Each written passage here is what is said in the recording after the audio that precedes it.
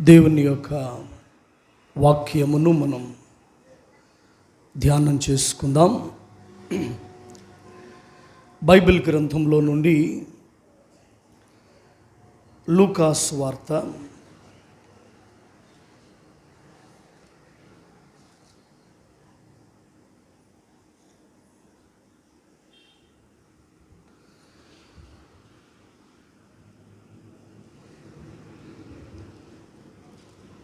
10వ అధ్యాయము. లూకా సువార్త 10వ అధ్యాయము 39వ వచనాన్ని ధ్యానం చేద్దాం. లూకా సువార్త 10వ అధ్యాయము 39వ వచనం. ఆమెకు మరియా అను సహోదరి ఉండెను. ఈమె యేసు పాదముల యొద్ద కూర్చుండి ఆయన బోధ వినుచుండెను.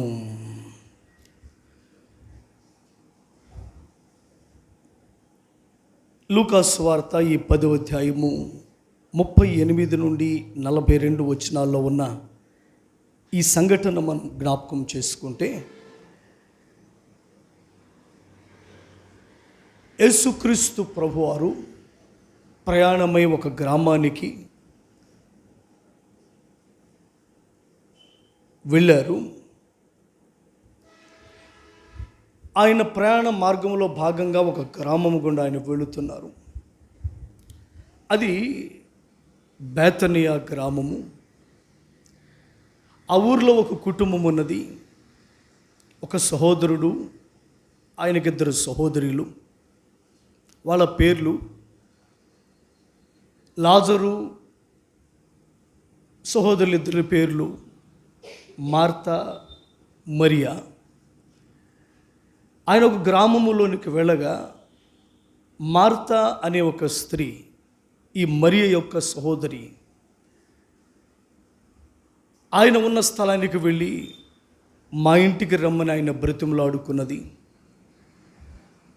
యేసు ప్రభువారు ఆహ్వానాన్ని మన్నించి ఇదిగో ఆయన వెళ్ళారు.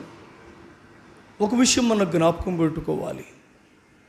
మనము ప్రభువారిని ఆహ్వానిస్తే, రమ్మని అడిగితే ఆయన ఖచ్చితంగా వస్తారు. బైబిల్ గ్రంథంలో ఒక మాట వ్రాయబడింది, యేసును ఆయన శిష్యులను వివాహమునకు పిలువబడిరి అన్న వాక్యం వ్రాయబడి ఉన్నది.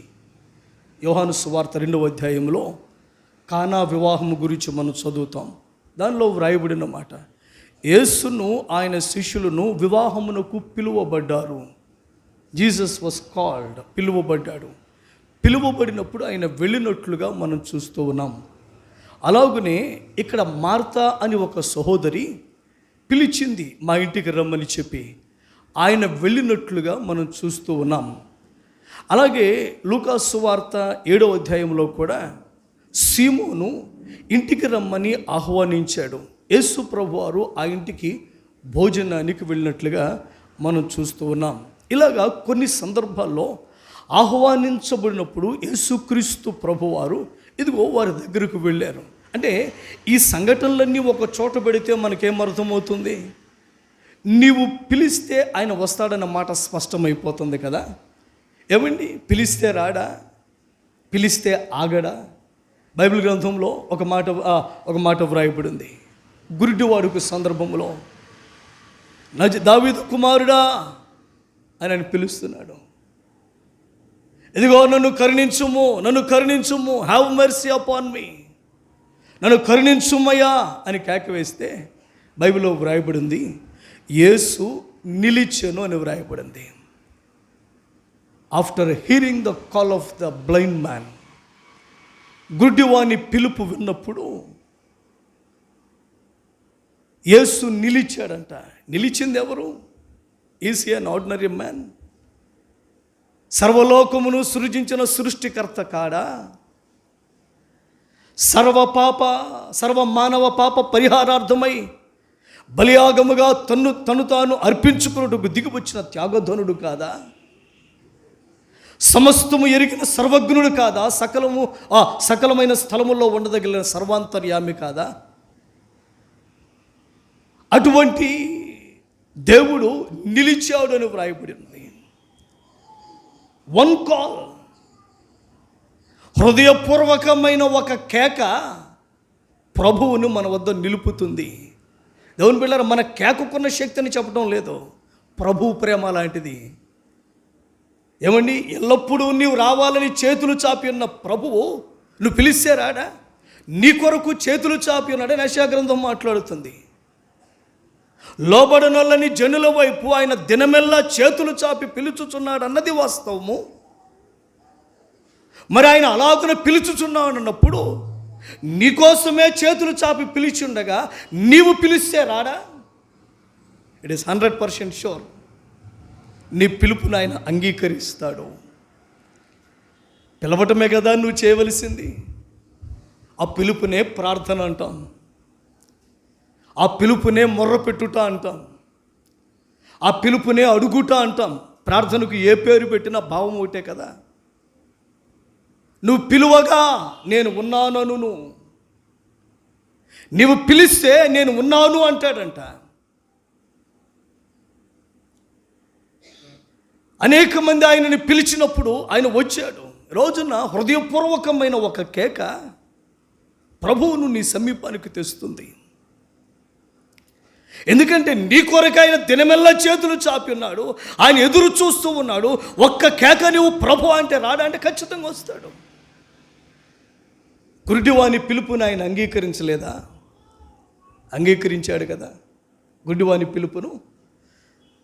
దావీదు కుమారుడా యేసు నన్ను కరుణించుమని, O son of David have mercy upon me, నన్ను కరుణించుమయ్యా అని కేక వేసినప్పుడు ప్రభువు నిలిచాడు. ప్రభువు నిలిచెను. అనేక మంది భూమి మీద ఆయన మానవునిగా ఉన్న దినాల్లో ఆహ్వానించినప్పుడు ఆయన వెళ్ళాడు. కానా వివాహ విందుకునకు వెళ్ళాడు, సీమోను భోజనమునకు పిలిస్తే వెళ్ళాడు. అదే క్రమంలో మార్తా అనే ఇక్కడ చదువుతున్న ఈ స్త్రీ యేసు ప్రభు వారిని తన ఇంటికి పిలిచినప్పుడు ఆయన వెళ్ళాడు. ఇక్కడ ఇంకో విషయం కూడా గమనించాలి. ఎవరు పిలిచినా ఎవరు ఆహ్వానించినా వెళ్ళాడు. అయితే బైబిల్లో మీరు గమనించండి, ఆయన పిలువగా ఎక్కడెక్కడికి వెళ్ళాడో మీరు చూడండి. వెళ్ళిన స్థలముల్లో అన్నిటిలో కూడా ఒకటి ఖచ్చితంగా జరిగింది. ఏం జరిగిందో చెప్పమంటారా? వీరు ఎందుకు పిలిచినా ఆ పనిని ఆయన చేయటం కాదు, కానీ ఆయన భూమి మీదకి ఎందుకు వచ్చాడో ఆ పనిని మాత్రం అక్కడ నిర్వర్తించాడు. మళ్ళీ చెప్తాను, అర్థం చేసుకోరండి. ఒక వ్యక్తి పిలిచాడు, అతని ఉద్దేశము ఏదైనా కావచ్చును, పిలుపుని అంగీకరించి వెళ్ళిన తదుపరి ఆయన ఏం చేశాడంటే కనుక వారి ఉద్దేశమును బట్టి కాక తాను ఏ ఉద్దేశం నిమిత్తమే భూమి మీదకి వచ్చాడో ఆ పనిని మాత్రం నిర్వర్తించాడు. కొన్ని ఉదాహరణలు చెప్తాను. ఉదాహరణకు లూకాసు సువార్త 7వ అధ్యాయంలో సీమోను అనే పరిసయ్యుడు ఆయన ఏం చేశాడంటే కనుక భోజనమునకు పిలిచాడు. సీమోను ఆయనను భోజనమునకు పిలిచిన ఉద్దేశం వేరు. తనకేదో హృదయం మార్పిడి కావాలనో మరేదో కావాలనో కాదు, కానీ తనకు ఒకటి ఉన్నది. బహుశా ఒకవేళ నేను అనుకుంటున్నాను, పేరు కావాలి అతనికి. అనేకులలో ఇప్పుడు యేసు ప్రభు వారికి గుర్తింపు ఉన్నది కాబట్టి గుర్తింపు కలిగిన వ్యక్తి మన ఇంటికి వస్తే మనకు గుర్తింపు అనుకున్నాడేమో. ఎందుకంటే ఆయనను గురించిన సరైన అవగాహన సీమోనుకు లేదు. కానీ విశేషం ఏంటంటే సీమోను ఏ కారణం చేత పిలిచినా ప్రభువారు మాత్రం ఆ ఇంటికి వెళ్ళి తన ఉద్దేశాన్ని తన పనిని మాత్రం తాను నిర్వర్తిస్తూనే ఉన్నాడు.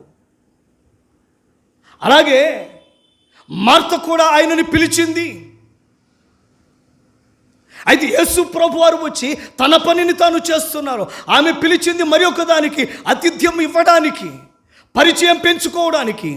అందుచేతనే ఇంటికి పిలిచిన తర్వాత వచ్చిన నాటు నుండి వచ్చిన సమయం నుండి ఆయనకు సపర్యలు చేస్తూ మంచి ఆతిథ్యం ఇవ్వడానికి ప్రయత్నం చేస్తుంది. ఒక రీతిగా వచ్చిన వారికి ఆతిథ్యం ఇవ్వడం మంచిదే. అయితే క్రీస్తు ప్రభువారు వచ్చిన వెంటనే ఆమె పిలువబడి వచ్చినప్పటికి కూడా తన పనిని మర్చిపోవటం లేదు. ఏంటి ఆయన తన పని?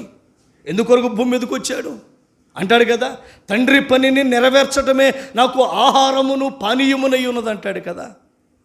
ఆ తండ్రి పని మీదే నేను వచ్చి ఉన్నానంటాడు కదా. 12 సంవత్సరముల ప్రాయములో పస్కా పండుగకు వారు యెరూషలేము వచ్చినప్పుడు తిరిగి వెళ్ళే ప్రయాణంలో మరియా యోసేపులు ఆయనను మరిచిపోయి వెళ్తున్నప్పుడు మరలా జ్ఞాపకం వచ్చి మళ్ళీ కొంచెం తొలబడి వెనక్కి తిరిగి యెరూషలేముకు రాగా ఆయన ఆలయములో శాస్త్రులతో తర్కించుచు కనబడ్డాడు. ఆ సందర్భంలో మరి అడుగుతుంది, అయ్యా ఎందుకయ్యా అలా చేసావంటే అని అన్నాడు. నేను నా తండ్రి పని మీద ఉన్నానని మీరు ఎరుగరా అంటాడు. I'm on my father's duty, నేను నా తండ్రి పని మీద ఉన్నానని చెప్తాడు. అయితే విశేషం ఏంటంటే యేసుక్రీస్తు ప్రభువారు ఎక్కడ ఉన్నప్పటికీ ఆ పరమ తండ్రి పనిని మర్చిపోలేదు. మార్తా మరియల ఇంటికి వచ్చినప్పుడు కూడా వారు పిలిచిన ఉద్దేశము ఏమై ఉన్నప్పటికీ కూడా ప్రభు మాత్రం ఆయన పని ఆయన జరిగిస్తున్నారు. ఏం చేస్తున్నారు? వారికి ఆయన మాటలు చెప్తూ ఉన్నారు. వారికి ఆయన మాటలు గమనించిన బిడ్డారా, జరుగుతున్నది ఏంటంటే, సరే 38వ వచనం చదువుతాను. లూకాసు సువార్త 10:38 నుండి. అంతటా వారు ప్రయాణమై పోవుచుండగా ఆయన ఒక గ్రామములో ప్రవేశించెను. మార్తా అను ఒక స్త్రీ ఆయనను తన ఇంట చేర్చుకొనెను. ఆమెకు మరియాను సహోదరి ఉండెను. ఆమె యేసు పాదముల యొద్ద కూర్చుండి ఆయన బోధ వినుచుండెను. యేసు పాదముల దగ్గర కూర్చుండి ఆయన బోధ వినుచుండెను. ఆమె వినుచూ ఉన్నది అంటే ఆయన ఏం చేస్తున్నాడు అని అర్థం. ఏం చేస్తున్నాడు? చెప్తున్నాడు. He did not forget his duty అనేది. తండ్రి పని మీద వచ్చానని అనేక పర్యాయములు తన నోటితో తానే సెలవిచ్చారు. ప్రాక్టికల్గా కూడా అది నెరవేరుతూనే ఉన్నది. వచ్చిన ఆయన బోధిస్తూ ఉన్నారంట. ఇంటిలో ఉన్న ఎంతమంది? లాజరు ప్రస్తావన ఇక్కడ మనకు కనబడదు. బహుశా బయట ఎక్కడైనా పని మీద ఉన్నాడేమో. మరియా మార్తలు ఇద్దరు మనకు కనబడతారు. శిష్యులు కూడా ఆయనతో పాటు వచ్చారు. వారికి ఆయన బోధిస్తూ ఉన్నాడు. ప్రాముఖ్యంగా ఎవరిని ఉద్దేశించి బోధిస్తూ ఉండవచ్చును? ఖచ్చితంగా మరియా మార్తలు ఉద్దేశించే కదా. ఖచ్చితంగా మరియా మార్తలు. అయితే విశేషం ఏంటంటే, మరియా యేసు పాదముల దగ్గర కూర్చుండి ఆయన బోధ వినుచుండెను. యేసు పాదముల దగ్గర కూర్చుండి మరియు వింటూ ఉన్నది. అయితే మార్త ఏం చేస్తున్నది ఒకసారి మనం చూద్దాం. ఏమంటే గనుక 40వ వచనము, మార్త విస్తారమైన పని పెట్టుకొనుట చేత. మార్త ఏం చేసిందంటే అండి,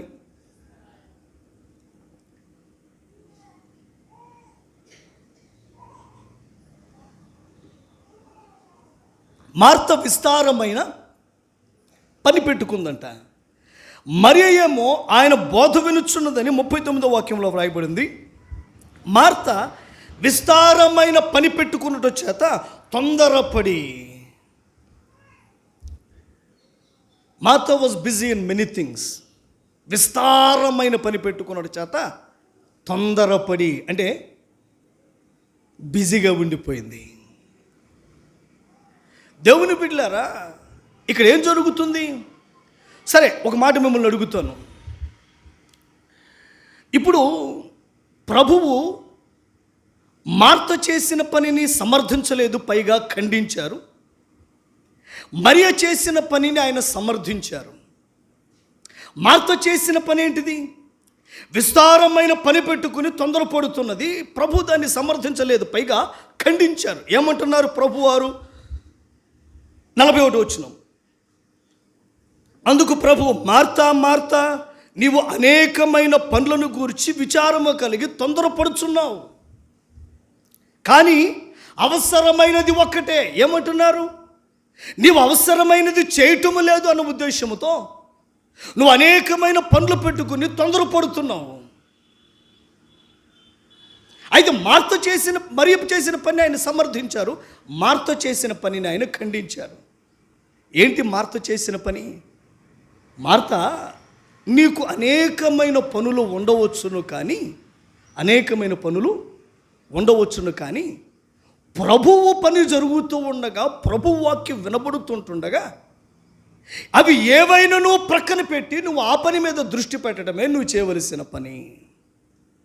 అర్థమైన వారు దేవునికి స్తోత్రం, హల్లెలూయా. ఇక్కడ ఈ మాట ఎలాగ చెప్తాను స్ట్రైట్గా, అనేకమైన పనులు మనకు ఉండవచ్చును, అవసరమైనవే కావచ్చును, కానీ ప్రభువు పని జరుగుతున్న తరుణంలో వాటిని ప్రక్కన పెట్టి ప్రభువు పని మీద మన మనసును కేంద్రీకృతం చేయాలనేది ఇక్కడ పాఠము. ప్రభు అదే మాట్లాడుతున్నారు.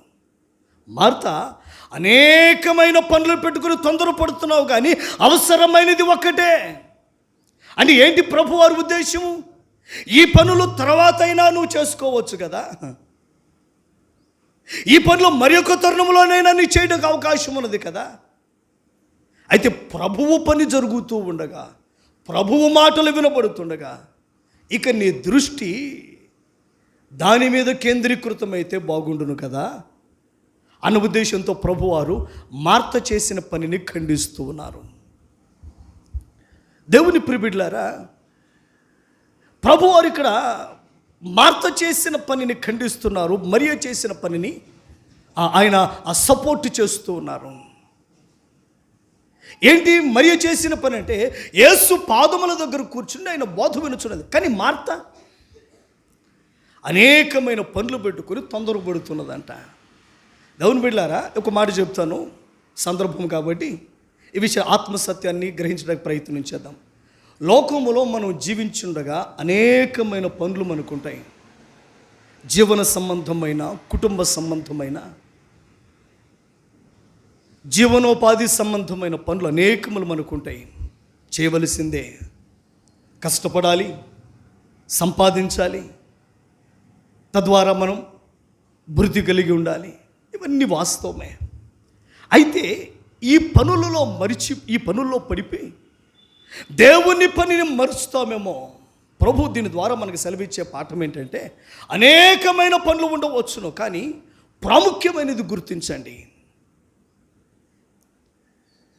క్రైస్తవుడు ఈ విఘ్నత కలిగి ఉండాలి, ఈ వివేకము కలిగి ఉండాలి. A Christian has to discern the things. వాటిని ఏ విధంగా ఎప్పుడు ఏమి చేయాలో ఆలోచన కలిగి ఉండాల్సిన అవసరం ఉంటా ఉన్నది. మనం పని చేయొద్దా? చేయాలి కదా. చేయకపోతే ఎవరు పెడతారు మనకి?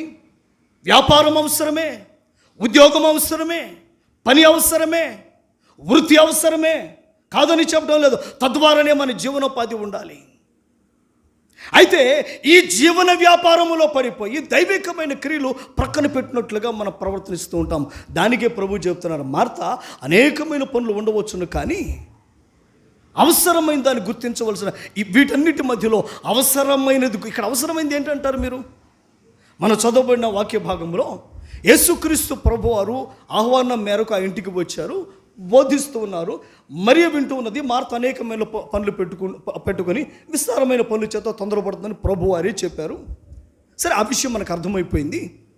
ఇక్కడ ప్రభువారు అన్నారు, అవసరమైనది ఒక్కటే అన్నారు. ఏమంటారు ఇక్కడ? అవసరమైందంటే మీరు ఏమంటారు చెప్పండి ఒకసారి నాకు.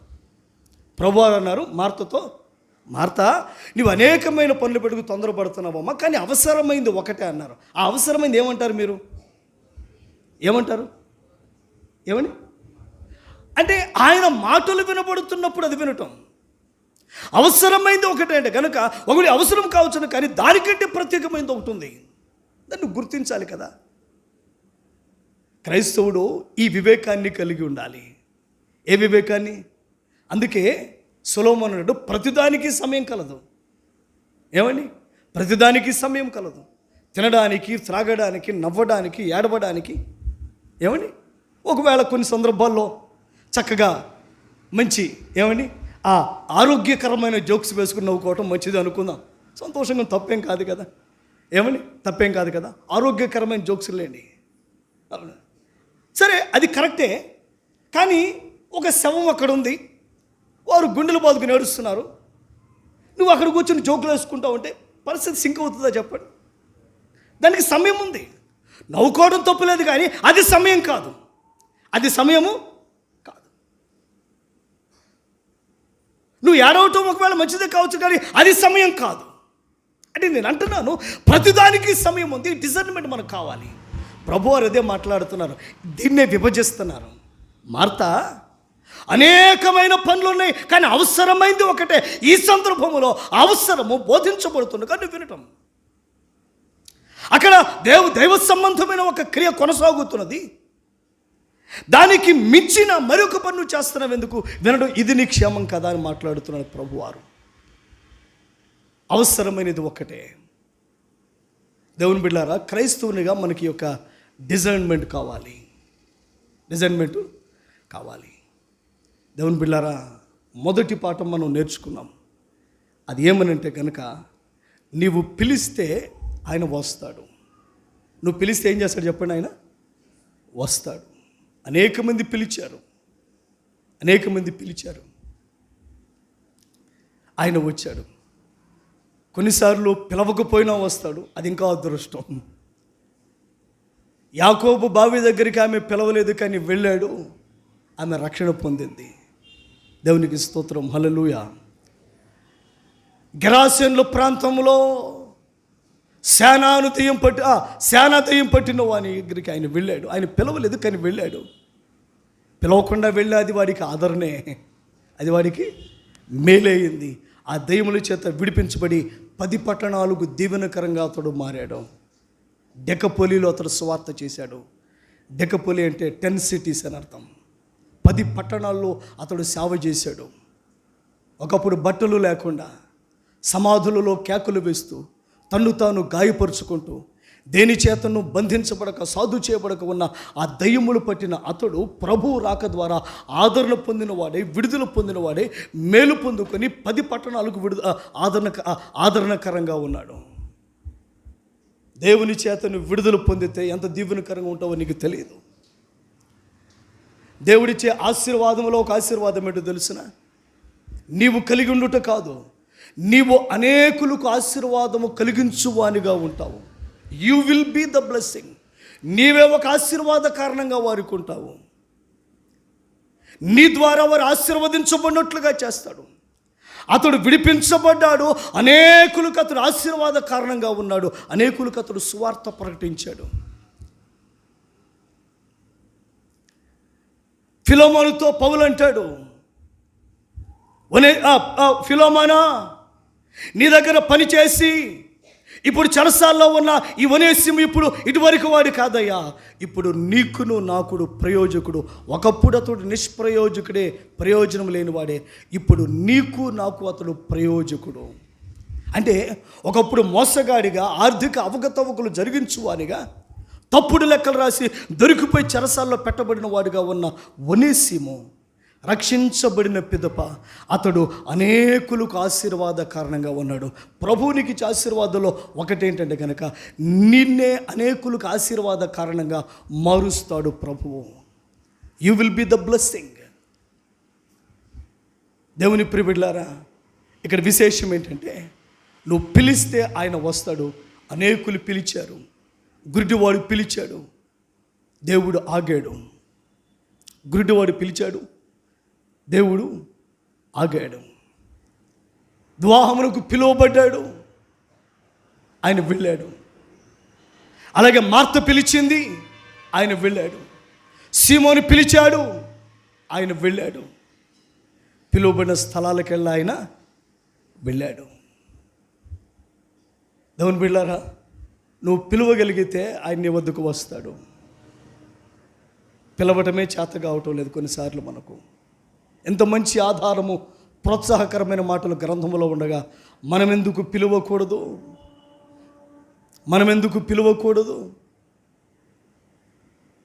దేవుని బిడ్డలారా, నీవు పిలువగా ఆయన నేను ఉన్నాను, నువ్వు పిలిస్తే నేను ఉన్నాను అంటాడు. హృదయపు లోతుల్లో నుండి వచ్చే కేక ఆయనకు వినబడుతుంది. ఆ కేక ద్వారా ఆయన నీ చెంత నిలుస్తాడు అన్నది వాస్తవం.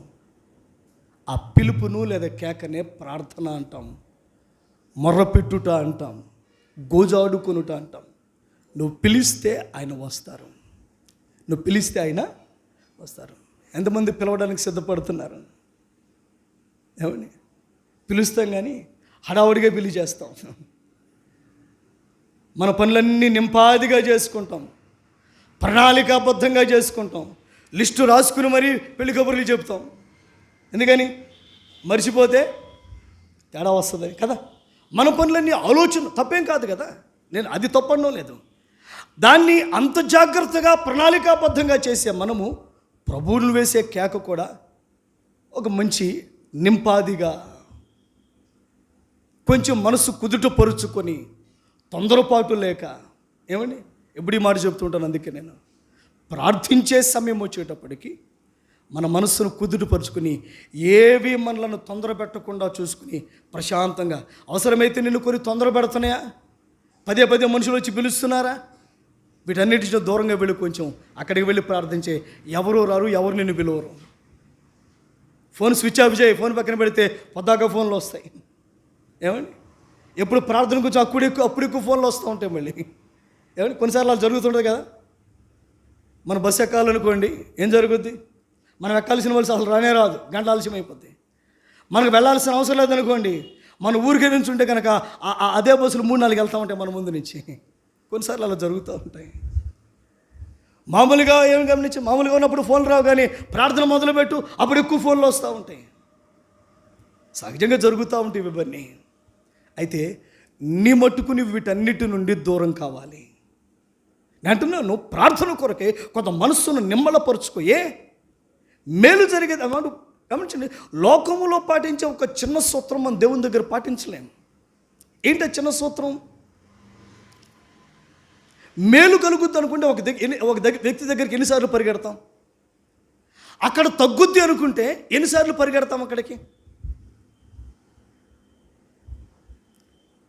పోయిన వారంలో బెంగళూరులో ఉన్నా, నాకు తెలిసిన వాళ్ళు వెస్ట్ గోదావరిలో ఉంటారు, వాళ్ళు అక్కడికి వచ్చారు. అక్కడికి ఏంటి ఇక్కడ ఉన్నారంటే, హాస్పిటల్కి వచ్చాము. ఏం చెప్పండి, ఎందుకు వచ్చారు అక్కడ దూరం? ఇన్ని 100 కిలోమీటర్లు ఈ మధ్యలో ఉన్న ఎన్ని దాటుకుని, విజయవాడ దాటి, గుంటూరు దాటి, హైదరాబాద్, ఇవన్నీ పెద్ద పెద్ద పట్టణాలు దాటి బెంగళూరు దాకా ఎందుకు వెళ్ళారు అంటే, అక్కడ మేలు జరుగుతుంది అంటే పరిగెత్తాలి అంత దూరం.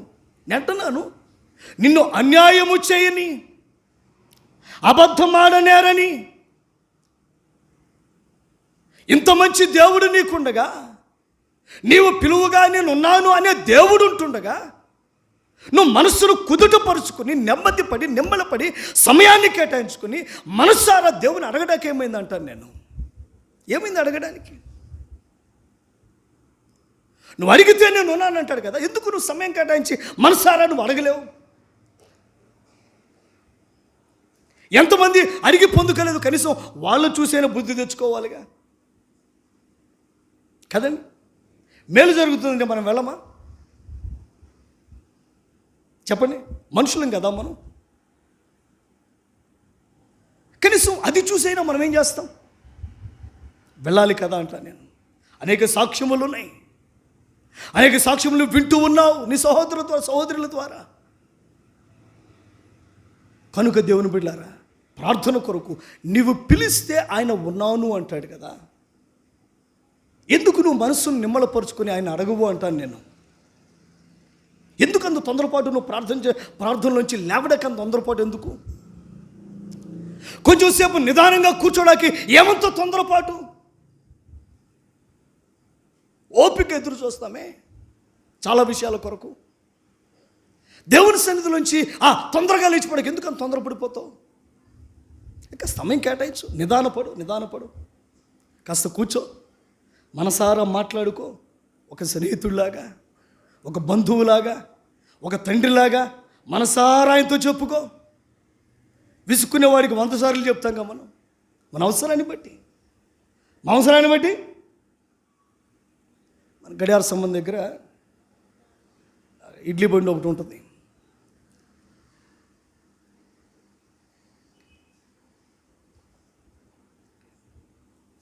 అప్పుడప్పుడు ఎప్పుడైనా సాయంకాలం పూట అక్కడ ఇడ్లీ తినడానికి వెళ్తే,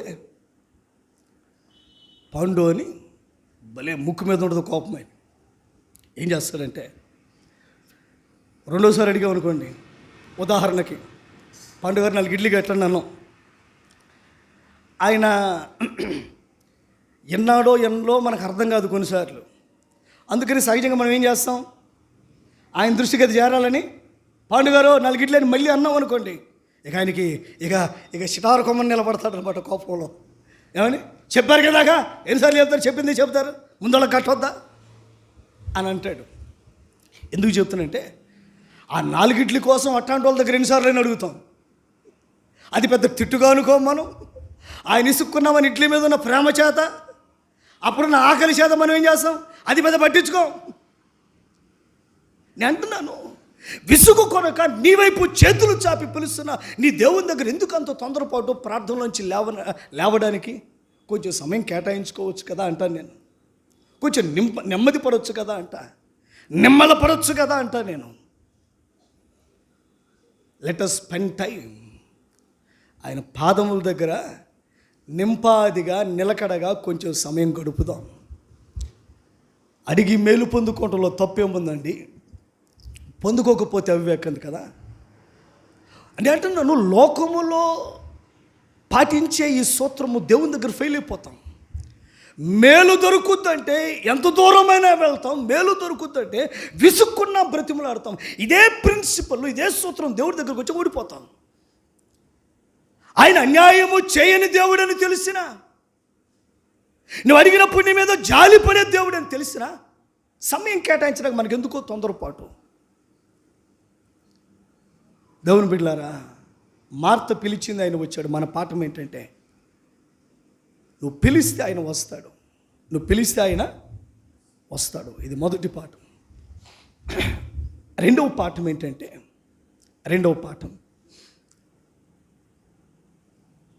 నీ దగ్గరికి వచ్చిన ఆయన మొదట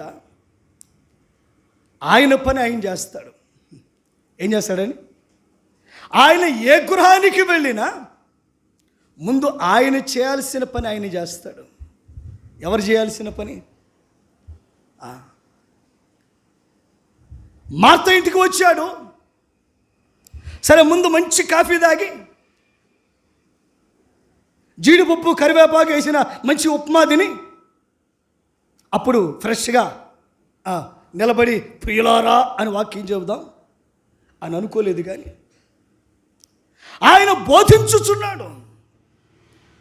అంటే ఆయన ఏ పని నిమిత్తమై వచ్చాడో దాన్ని నెరవేరుస్తూ ఉన్నాడు. He's on his father's duty. తండ్రి పని మీద ఆయన ఉన్నారు. అయితే విశేషం ఏంటంటే, ఆ పని ఆయన చేస్తూ ఉండగా మరియ ఏమో ఆయన పాదముల దగ్గర కూర్చుని వినుచు ఉన్నది. మార్త మాత్రం తొందరపడుతూ ఉన్నది. మార్త మాత్రం ఏం చేస్తుంది చెప్పండి? తొందరపడుతూ ఉన్నది. ప్రభు అదే మాట అన్నారు, మార్త విస్తారమైన పని పెట్టుకున్నట్టు చేత తొందరపడి ఆయన వద్దకు వచ్చి, ప్రభువా, నేను ఒంటరిగా పని చేయుటకు నా సహోదరు నన్ను విడిచిపెట్టినందున నీకు చింత లేదా? నాకు సహాయము చేయమని ఆమెతో చెప్పుమనెను. మార్త విస్తారమైన పని పెట్టుకుంది. ఇదంతా ఆ ఇంటిలో జరుగుతున్న ఒక సన్నివేశం. మార్త అక్కడే ఉన్నది, మరియ అక్కడే ఉన్నది. క్రీస్తు ప్రభువారు బోధిస్తున్నారు, మరియ వింటూ ఉన్నది. మార్త అదే ఇంట్లో ఉంది, పని చేస్తూ ఉన్నది. విస్తారమైన పని పెట్టుకున్నది. అంటున్నాను, మనకు అనేకమైన పనులు ఉండవచ్చును, అవి పొరపాటు కాకపోవచ్చును. కానీ దేవుని పని జరుగుతున్నప్పుడు, దేవుని కొరకు సమయాన్ని కేటాయించవలసినప్పుడు ఆ సమయాన్ని కాదనుకుని, దేవుని సమయాన్ని కాదనుకుని లోకం వైపే మన సమయం పెట్టడం అనేది పొరపాటు. ఈ విషయంలో మనకు వివేకం అవసరమని ప్రభు వారి యొక్క మాటల యొక్క సారాంశము. మార్త, నువ్వు అనేకమైన పనులు పెట్టుకున్నావు, కానీ అవసరమైంది మర్చిపోతున్నావు. దేవుని బిడ్డలారా, మళ్ళీ చెప్తున్నాను, మన వ్యాపార సంబంధమైన, వ్యవసాయ సంబంధమైన, వృత్తిపరమైన, జీవనోపాధి సంబంధమైన పనులు మనకుంటే అవి తప్పు కాదు, మనం చేయవలసిందే. అయితే వీటి మాయలో, వీటి తొందరపాటులో పడిపోయి దైవికమైన క్రియల కొరకు కేటాయించవలసిన సమయాన్ని మనం ప్రక్కన పెడుతున్నామో, నిర్లక్ష్యం చేస్తున్నామో, దానిని ప్రభువారు ఖండిస్తున్నారు. అర్థమైన వారు స్తోత్రం చెబుదాం. హల్లెలూయా. పని తప్పు కాదు, కానీ దేవుని పని కొరకు సమయాన్ని కేటాయించవలసిన వివేకం మనకు కావాలి. ఇది సత్యం. ప్రభు దాన్నే ఖండిస్తున్నారు. మార్త, నువ్వు చేసే పనులు ఒకవేళ అవసరం కావచ్చును, కానీ అది ఈ సమయానికి సంబంధించినవి కావు. ఇప్పుడు ప్రభు వాక్యం వినబడుతుందిగా, నీ ఇంట్లోనే జరుగుతుందిగా, నీకు అతి సమీపముగా నీ ఇంట్లోనే దేవుని మాటలు, దైవికమైన మాటలు, దేవవాక్కులు నీకు వినబడుతుండగా వాటిని ప్రక్కన పెట్టి మరి ఒక పని చేయట ఎంతవరకు నీకు సబబు? రోజున ఇది మనందరికీ పాఠమే. ఒకవేళ ప్రార్థనకు రండి, ఆదివారం ఆరాధన ఉంది రండి, ప్రత్యేకమైన కూడిక జరుగుతుంది రండి అంటే గమనించండి, ఒకవేళ నువ్వు రాగలిగి సర్దుబాటు చేసుకోగలిగిన పలానా పనుందయ్యా, పలానా కారణం ఉందనుకుని ప్రక్కన పెట్టడం ఎంతవరకు సబబు? ప్రభు దాన్ని గద్దిస్తున్నారు. మార్త, ఈ పని మరి ఒకసారి చేసుకోవచ్చు, లేదా దీనికి మరి ఒక ఏర్పాటు ఉన్నది, లేదా దీనికి సంబంధించిన దీనికి విడుదల లేదా మరొకటి నువ్వు చేసుకునవచ్చును. కానీ నువ్వు చేస్తున్న పని కంటే ఈ పని ప్రాముఖ్యమైనది, అవసరమైనది ఒక్కటే. రోజున దేవుని ప్రియబిడ్డలారా, ఈ వివేకాన్ని, ఈ విఘ్నతను అనేక మంది మనం కోల్పోతున్నాం. ఒకసారి ఒక సహోదరి, చాలాసార్లు మాట చెప్తూ ఉంటాను, వీధి సువార్త గుడుకులు పెట్టినప్పుడు మనం చేసే పని ఏంటంటే, వీధిలో ఎక్కడ మనకు అనుకూలంగా ఉంటుందో, అక్కడ ఖాళీ ఉంటుందో అక్కడ పట్టా వేసి మైక్ పెట్టుకొని అందరి దగ్గరికి, ఆ వీధిలో ఉన్న వాళ్ళందరికీ వెళ్ళి చెప్పొస్తాం, కొంచెం ప్రార్థన ఉందరండి, దేవుడు మాటలు చెప్తారండి అని ఇంటికి వెళ్ళి చెప్పొస్తాం. ఆ సందర్భంలో ఒక ఆమె బీమేరుతా ఉంది, అమ్మా ప్రార్థన కూడుకుంది, కొంచెం వీలు చేసుకుని రండి, దేవుడి మాటలు చెప్తాం అని అంటే, కనపడతల్లా ఏం చేస్తున్నానో బీమేరుతా ఉంది. బీమేరటం తప్ప అంటే కాదు. నేను అంటున్నాను, ఒకవేళ ఆమె దేవుని తెలియకపోతే, దేవుని అర్థం కాకపోతే అది వేరే విషయం, ప్రభు చూసుకుంటారు. అయితే ఎరిగిన నీవు ఆ స్థానంలో ఉండి ఆ సమాధానం చెప్తే ఎందుకు పొరపాటు చెప్తాను. బీమేరటం తప్పు కాదు, కానీ గమనించండి, దేవుని మాటలు వినపడుతున్నప్పుడు అది ప్రాముఖ్యమైనదిగా ఎంచి ఈ పని ఇంకోసారికి వాయిదా వేసుకుని దేవుని పని కొరకు నువ్వు సమయం కేటాయించడం యుక్తమైన పని. అర్థమైంది కదండి? క్లియర్? అంటే మనము లోకంలో కొన్ని పనులు మనకు అవసరమైన వాయిదా వేసే అవకాశం ఉంటే వాటిని వాయిదా వేసుకుని దైవికమైన క్రియలు కొంత సమయం కేటాయించుట దైవికమైన వివేకము. ఈ వివేకము, ఈ విఘ్నత మనకు కావాలి. We have to use the time wisely. వివేకముతో మన సమయాన్ని ఉపయోగించాలి. వివేకముతో మన సమయమును ఉపయోగించాలి. ప్రియ దేవుని బిడ్డలారా, దేవుని సంఘమా, మార్త అనేకమైన పనులను పెట్టుకుంది. మరి ఆ దేవుని పాదాల దగ్గర కూర్చొని వింటూ ఉన్నది. పైగా మార్త మరియను కూడా రమ్మంటుంది. మరియను కూడా రమ్మంటుంది. ఏమనండి?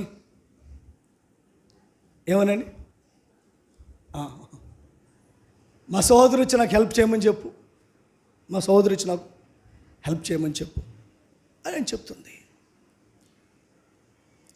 దేవుని బిడ్డలారా, మనకు సమయ సంబంధమైన ఒక వివేకము కావాలని ప్రభు పేరట మనం చేస్తున్నాను. ఇది రెండవ సత్యము. మూడవ విషయాన్ని మనం మాట్లాడదాం. మూడవది ఏంటంటే 39వ వచనం, ఆమెకు మరియాను సహోదరి ఉండెను, ఈమె యేసు పాదముల దగ్గర కూర్చుండి ఆయన బోధ వినుచుండెను. మార్త విస్తారమైన పని పెట్టుకున్నట్టు చేత తొందరపడి ఆయన ఎద్దుకు వచ్చి, ప్రభువా, నేను ఒంటరిగా పని చేయుటకు నా సహోదరు నన్ను విడిచిపెట్టినందున నీకు చింత లేదా? నాకు సహాయము చేయమని ఆమెతో చెప్పుమనెను. తల్లు పైకెత్తండి, ఈ మాట విందాం.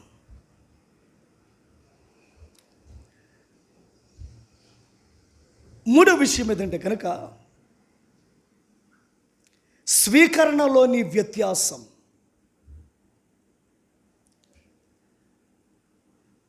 The difference in reception.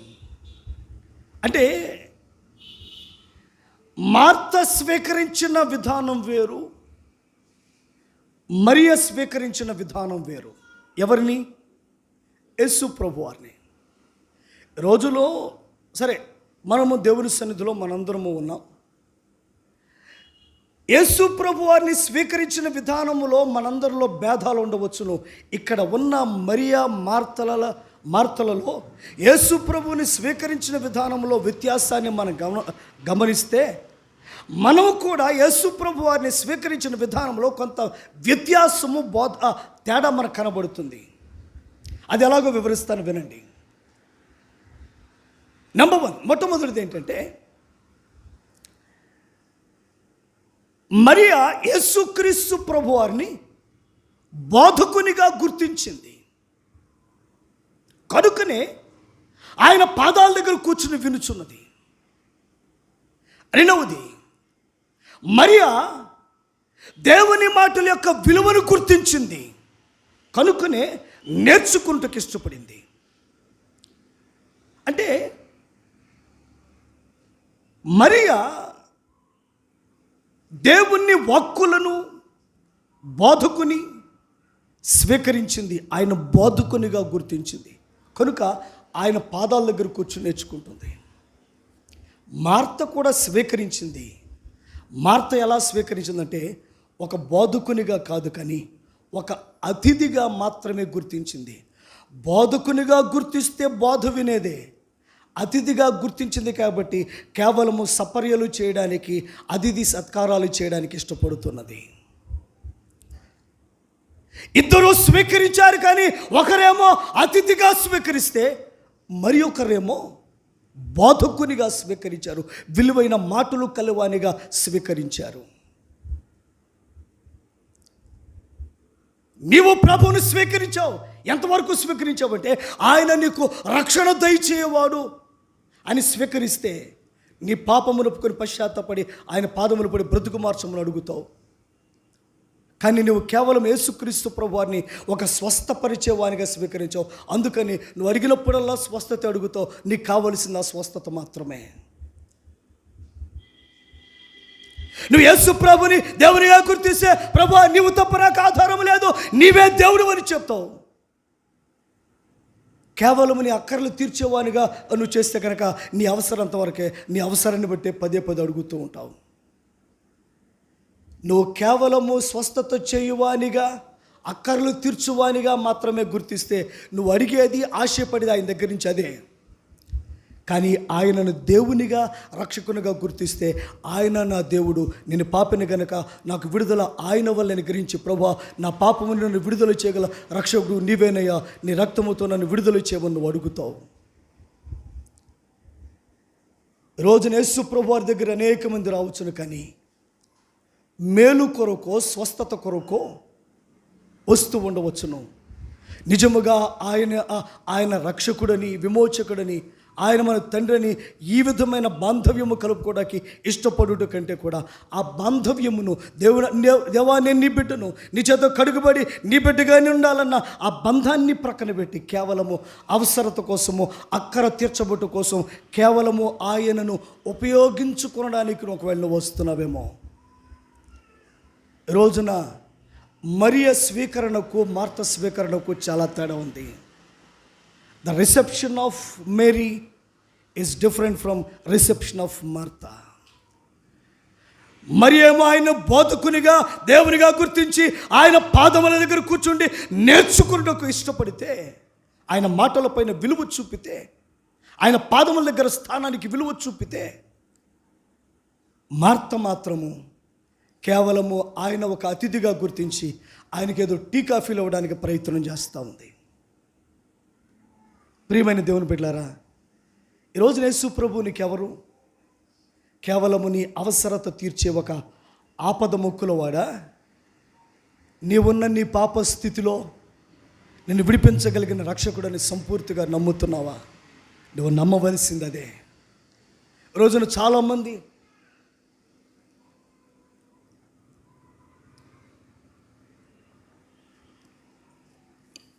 చాలామంది ప్రభువారు ఇదిగో అవసరము తీర్చబడుట కొరకే ఆయన దగ్గరకు వస్తున్నారు.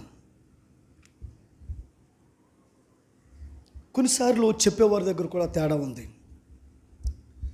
చెప్పేవారు కూడా ఏం చేస్తారంటే ప్రభు గురించి ఆయన ఆదరించే దేవుడు, క్షమించే దేవుడు, ఆయన స్వస్థపరిచే దేవుడు, ఇవన్నీ చేయగలిగిన దేవుడే అయినా ఇలాగా దేవుడు సహాయపడతాడు, మేలు చేస్తాడని చెప్పే క్రమంలో ఆయన ఎవరో ఎందుకు వచ్చాడో అన్న విషయాన్ని మర్చిపోయి కొంతమంది మర్చిపోయి కేవలం ఆయన చేసే మేలుల్నే ప్రజెంట్ చేయటం వల్ల వచ్చిన వారు కొద్దిమంది వెనుదిరిగి వెళ్ళిపోతున్నారు. వారు మేలు కొరకు వస్తారు నీ మాటలు విని. ఒక సందర్భంలో వారు మేలు పొందుకోలేకపోతే నేను మేలు పొందుతాను, ఇక్కడికి వచ్చాను, ఇక్కడ కూడా మేలు జరగలేదు, ఇంకెందుకు నాకు, నేను ఎక్కడి నుంచి వచ్చాను నాకున్నది, కానీ వెనక్కి తిరిగి వెళ్ళిపోయే అవకాశాలు ఉంటాయి. కానీ మనము దేవునిని ప్రకటించే క్రమంలో, దేవునిని అనేకులకు తెలియచెప్పే క్రమంలో కేవలము మేలు చేయు దేవునిగాను, అక్కర్లు తీర్చు దేవునిగాను మాత్రమే ప్రజెంట్ చేయకుండా, అవి నిజమైనప్పటికీ అక్కడితో ఆగిపోకూడదు. మనం మొదట మన స్థితి ఏముంది? మన పాప స్థితి. విడిపించగల దేవుడు ఒక్కడ ఆయనే. తద్వారా నీకు విడుదల, నూతన జీవితము. మొదట ఆయన ఎవరో, ఆయన స్థితి ఏదో, ఆయనతో నువ్వు కలుపుకోవాల్సిన బాంధవ్యం ఏదో అది కూడా ప్రకటించాలి దేవుని బిడ్డలారా. ఎందుకంటే ఈ తేడా వలన అనేక మంది ప్రభు దగ్గరకు వచ్చి మళ్ళీ వెనక్కి వెళ్ళిపోతున్నారు. ఎందుకంటే కనుక మేలు కోసం వచ్చే మేలు జరగలేదు, మాకేమైంది. అందుకని మన ప్రజెంటేషన్లో కేవలము అక్కర్లు తీర్చే దేవునిగా మాత్రమే కాదు, రక్షణ ఇచ్చే దేవుడిగా కూడా మనం వారికి వివరించాలి. రక్షణ వివరించాలంటే వారి పాపస్థితి వారికి చెప్పాలి, విడుదల లేదని ప్రకటించాలి, ప్రభు ద్వారా విడుదల, ఆయన రక్షకుడని వారికి తెలియచెప్పాలి, ఆయన రక్తము ద్వారా మాత్రం విడుదల ప్రకటించాలి. అప్పుడు వారి పాపములు ఒప్పుకోవడం ద్వారా ప్రభు రక్తం ద్వారా విమోచన వారు పొందుకొని రక్షణ పొందుకుంటారు. ఈ అక్కర్లు, అవసరతలు సెకండరీ. దేవుని బిడ్డలారా, మార్త ప్రభువుని స్వీకరించిన విధానంలోనూ మరియ స్వీకరించిన విధానంలోనూ చాలా తేడా ఉందండి. మరియేమో ఆయనను బోధకునిగా స్వీకరిస్తే, మార్త కేవలం ఒక గెస్ట్గా మాత్రమే స్వీకరించింది. ఇప్పుడు నీ దృష్టిలో యేసు ప్రభు ఎవరు? కేవలం నీ అవసరతలు తీర్చేవాడా? నీ పాపములకు విడుదలిచ్చి నీ ఆత్మకు విమోచన దయచేసి తన రాజ్య వారసునిగా చేయు రక్షకుడా? అది ప్రధానం. మొదట ప్రియ సహోదరుడా, ప్రభు రక్షించగలడు, ప్రభు నీకు స్వస్థత ఇవ్వగలడు, ప్రభు నీకు అక్కర్లు తీర్చగలడు. ఇవన్నీ వాస్తవమే. నీ అక్కర్లు తీరుస్తాడు, ఎస్ వాస్తవమే. నీ అవసరతలు తీరుస్తాడు, ఎస్ వాస్తవమే. కానీ వీటన్నిటికంటే ముందు నీకు రక్షణ ప్రధానము. అది లేకపోతే నువ్వు దేవుని రాజ్యానికి చేరలేవు. వాటన్నిటికంటే ముందు నీకు రక్షణ అవసరం. ఆయన మొదట నీ రక్షకుడు, అది నువ్వు తెలుసుకోవాలి. హీ ఈజ్ ద సేవియర్, ఆయన రక్షకుడు.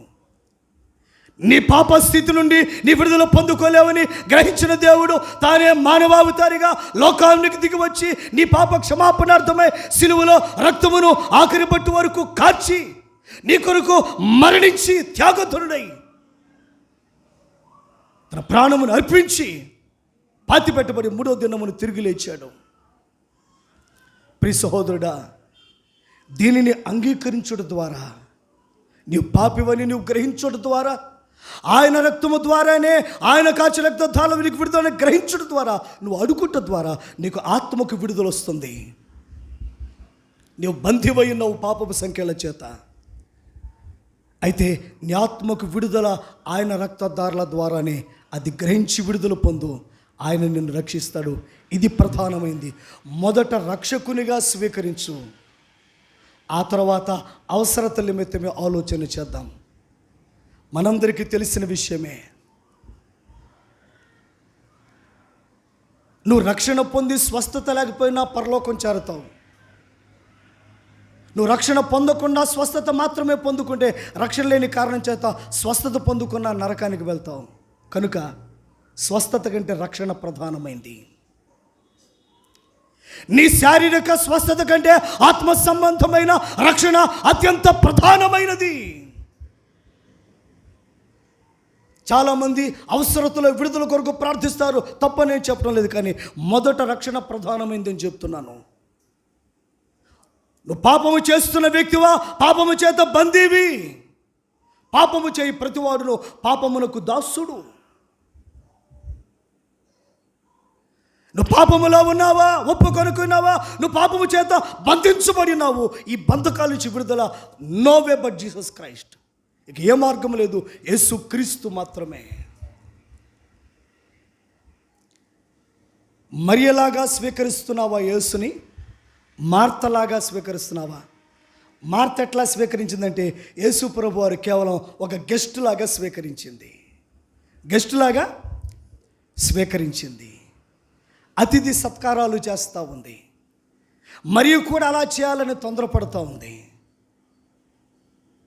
కానీ మరియా ఆయనను అతిథిగా కాదు, ఆయనను బోధకునిగా స్వీకరించింది. ఈ తేడాను మనం గుర్తించాలి.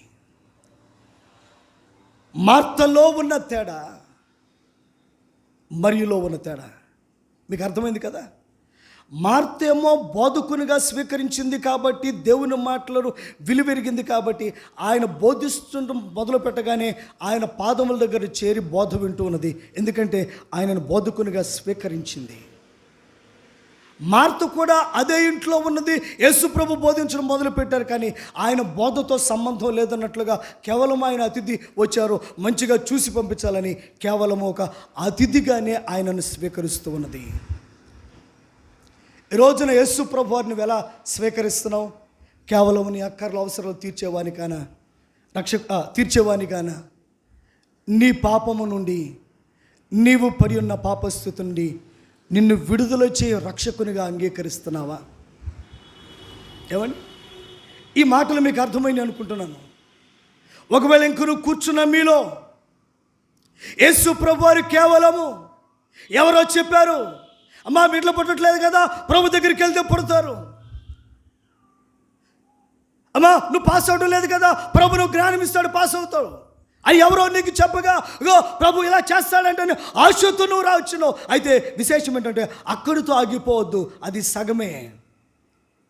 నీ అవసరతలు తీర్చేది సగమే. దానికంటే ముందుగా నువ్వు చేయవలసింది, ఆయన నీ రక్షకుడు, నీవు పడి ఉన్న పాపస్థితిలోంచి విడుదల కలుగుచే రక్షకుడు ఆయన ఒక్కడే. ప్రభువా నీవే నా దేవుడువు, నీవే రక్షకుడువు, నేను పడి ఉన్న నా పాపస్థితి నుంచి నన్ను విడుదల చెయ్యి, నీ రక్తములే నా పాపములు కడుగగలవు కనుక నీ యొక్క రక్తములో నా పాపములు కడుగమని నువ్వు అడిగితే నీకు విడుదలను కలుగు చేస్తాడు. రక్షకునిగా స్వీకరించు మొదట, ఆ తర్వాతే నీ అవసరతలు తీర్చువాడు. అవసరతలు తీర్చుడు నేను అంటలేదు. రక్షణ కంటే, స్వస్థత కంటే కూడా రక్షణ ప్రధానమైంది. అందుకే మాట మళ్ళీ చెప్తున్నాను. ఒక వ్యక్తి రక్షణ పొందకుండా స్వస్థత పొంది పరలోకానికి వెళ్ళలేడు. కానీ స్వస్థత జరగకపోయినా, మేలు పొందకపోయినా రక్షణ పొందడం ద్వారా దేవుని రాజ్యం చేరుతాడు. కనుక నీ అవసరము తీర్చబడుట, నీ అక్కర తీర్చబడుట, నీ అవసరత నుండి నీ విడుదల పొందుట, నీ స్వస్థత కంటే కూడా రక్షణ అత్యంత ప్రధానమైనది. రోజున నువ్వు నీ అవసరత తీర్చేవానిగా కంటే యేసు ప్రభు వారిని నీ పాపము నుండి నీకు విడుదల కలిగించే రక్షకునిగా స్వీకరించు, అది నీకు మేలు. దేవునికి స్తోత్రం చెబుదాం. హల్లెలూయా, హల్లెలూయా. ఇది 3వ పాఠం.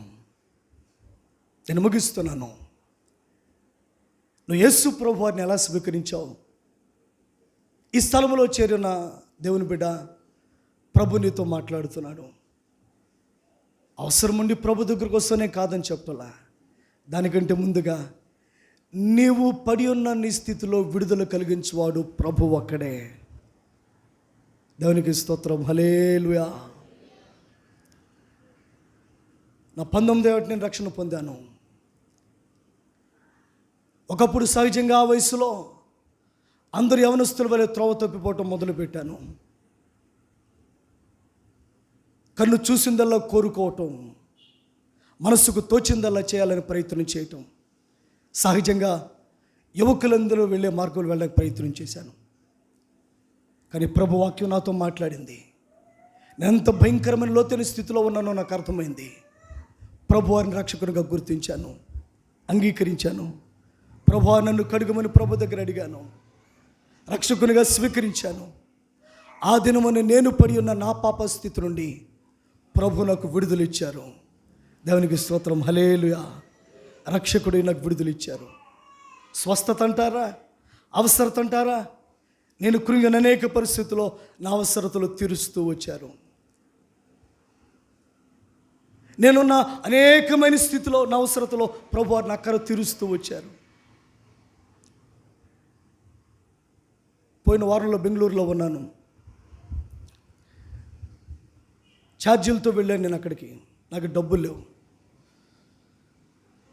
రిటర్న్ టికెట్ ఉంది కాబట్టి నేను వచ్చేయగల, పెద్ద విచిత్రం కాదు. చేతులు ఏదన్నా చిన్న చిన్న వాటికి కూడా నాకు డబ్బులు లేవు. ఎవరిని అడిగే స్థితి కూడా లేదు నాకు. ఈ సందర్భంలో ఒక సహోదరుడు అక్కడ ఉంటున్నాడు, డ్రైవర్గా పనిచేస్తున్నాడు నేనున్న స్థలంలో.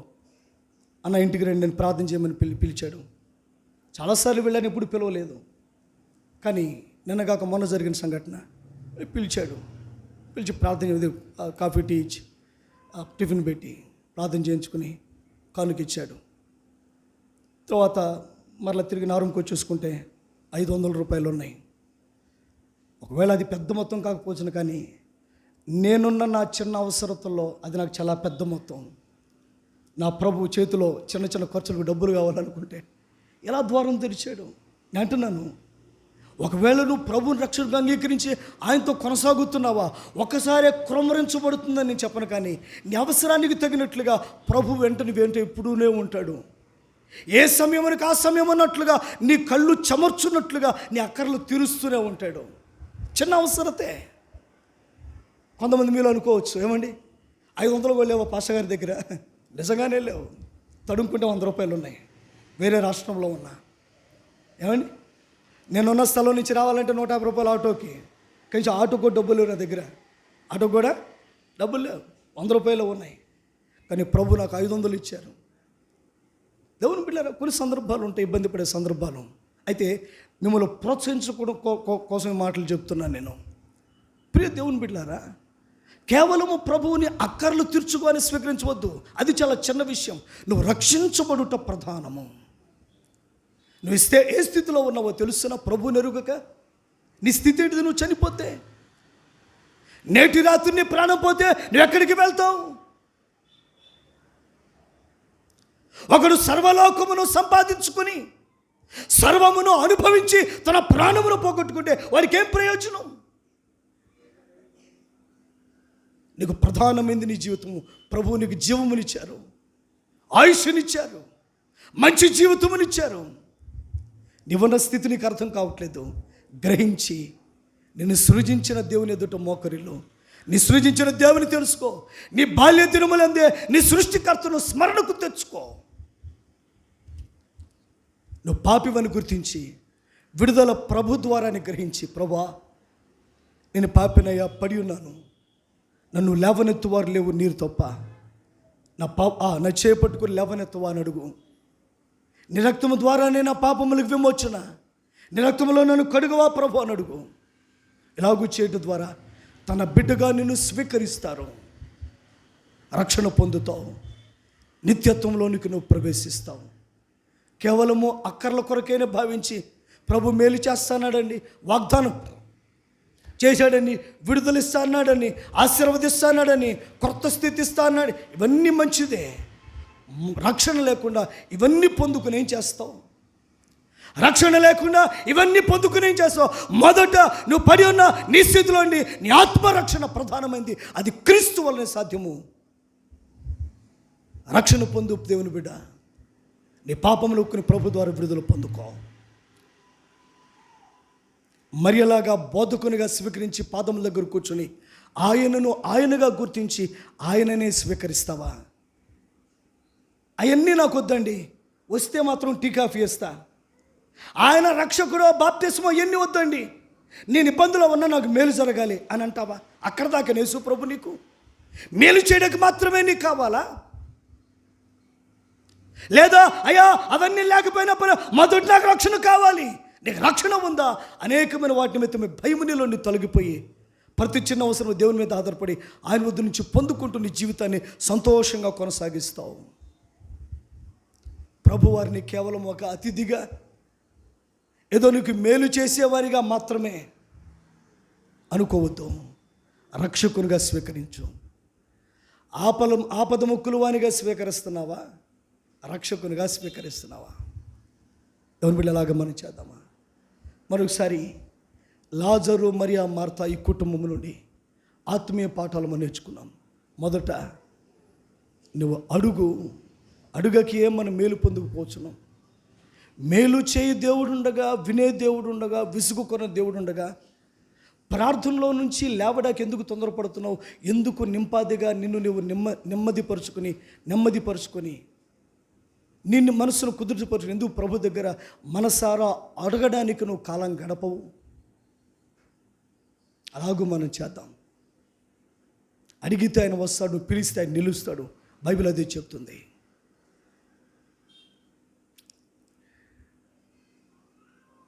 ఆ తర్వాత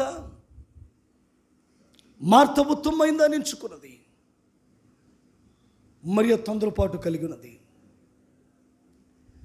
మరియ స్వీకరించిన విధానం వేరు, మార్త స్వీకరించిన విధానం వేరు. యేసు ప్రభు వారిని చాలామంది ఏదో కొంతవరకు అర్థం చేసుకుంటున్నారు.